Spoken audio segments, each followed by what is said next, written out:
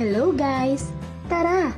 Samahan nyo kami sa isa na naman naming sightseeing tour dito sa Paris. Ngayong araw nga ay babiyahe ulit tayo upang pasyalan ng isa sa famous tourist attraction sa buong mundo. At dahil nga Wednesday ngayon ay walang pasok ang mga bata dito sa France. Kaya naman naisipan naming bisitahin ang isa sa pinakatanyag na monumento dito sa Paris, ang Arc de Triomphe. Ang Arc de Triomphe ay matatagpuan sa gitna ng Place Charles de Gaulle malapit sa pinakakilalang street all over the world, ang Champs-Élysées. Napakadaming turista ang makikita nyo dito dahil hindi makukumpleto ang Paris trip mo kung hindi mo masisilayan ang Arc de Triomphe.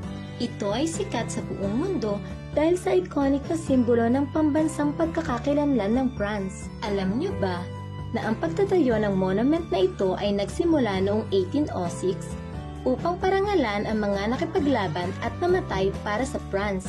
Ito ay may taas na 164 feet o 50 meters at lapad na 148 feet o 45 meters. Ito ay natapos mabuo ng halos 3 dekada bilang isang monumento ng digmaan.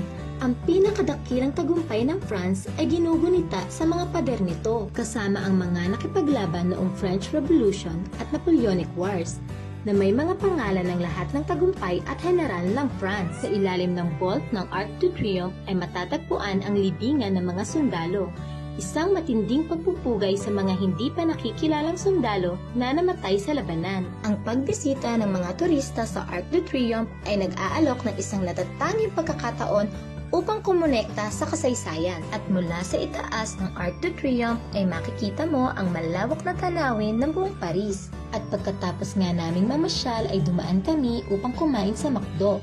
Ang McDonald's ang isa sa pinakasikat na fast food chain dito. Marami ding restaurant na pwede niyong makainan malapit sa Arc de Triomphe. At sa mga susunod kong vlogs ay ipapasyal ko kayo sa iba't ibang masasarap na restaurants dito sa Paris. At bukod nga pala sa McDonald's, ang iba pang kainan na malapit dito sa Arc de Triomphe ay ang Pizza Hut, Quick, Domino's, Burger King at Five Guys.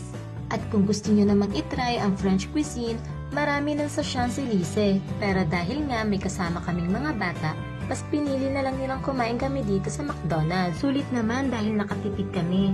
Around 15 euro lang ang nagastos namin dito. Dahil kung sa restaurant kami kakain, siguradong hindi bababa sa 50 euro ang magagastos namin. Salamat sa pagsama niyo sa amin ngayong araw na to. Sana ay nag-enjoy kayo sa ating pamamasyal dito sa Arc de Triomphe.